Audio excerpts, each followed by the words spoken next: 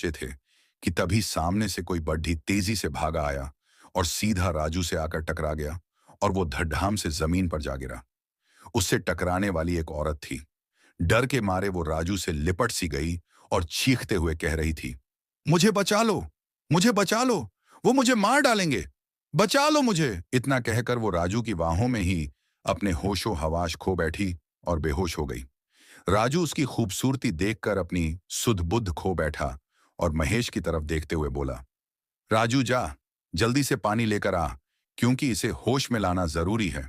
महेश होश में आ, राजू मुझे कुछ ठीक नहीं लग रहा, जरा गौर कर, यहाँ इस औरत के अलावा और कोई इंसान मुझे मौजूद नहीं दिख रहा। राजू ठीक है, अगर तू नहीं जाएगा तो फिर मैं ही चला जाऊंगा। महेश ठीक है, मैं जाता हूं महेश। पानी लेने वहां से चल पड़े डिडा। वहां से थोड़ी दूर ही वो मनहूस खंडर मौजूद था, जिसके पास ही एक पुराना कुआं था। महेश उस कुएं के पास जैसे ही पहुंचा, अचानक उस खंडर से सैकड़ों घुंघरों की आवाजें आने लगी और देखते ही देखते वो खंडर रोशनी से जगमगा उठा। अचानक महेश के कानों में राजू की दिल दहलाने वाली चीखें सुनाई दी। महेश तुरंत राजू की तरफ दौड़ने लगा, मगर जैसे ही वो राजू के नजदीक पहुंचा तो सामने का मंजर देखकर उसके रोंगटे खड्डे हो गए। उसके सामने एक बेहद डरावने काले चेहरे वाली औरत खड़ी थी और राजू की मृत खून से लथपथ लाश जमीन पर पड़ी हुई थी। देखते ही देखते उस भयानक दिखने वाली काली चमड़ी वाली औरत ने राजू के मृत शरीर से मांस खाना शुरू कर दिया। ये देखकर महेश की चीख निकल गई। महेश के भागने से पहले ही अचानक महेश को काली परछाइयों ने घेर लिया। उन सब के चेहरे बेहद भयानक थे। अचानक वो काली चमड़ी वाली उड़ते हुए महेश के सीने पर बैठ गई।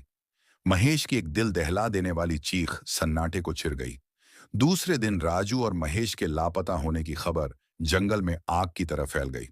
गांव के एक व्यक्ति ने मुखिया जी से पूछा, मुखिया जी, अब बस बहुत हो गया। जब जब इस गांव में कुत्ते रोते हैं तब तब कुछ अवशगुन होता है। यहाँ के रहने वालों के गायब होने की वारदातें हमारे बाप दादा उनके जमाने से होती चली आ रही हैं और हम कुछ नहीं कर पा रहे। आखिर कब तक हमारे नौजवान उस खंडर के पास रहस्यमयी ढंग से गायब होते रहेंगे? मुखिया, तुम्हें क्या लगता है? मुझे इसकी चिंता नहीं। उस खंडर को तोड़ने की कोशिश 1000 बार की गई और जब भी उस खंडर को तोड़ा गया तो दूसरे दिन खंडर खुद पे खुद अपनी जगह स्वयं बन जाता है।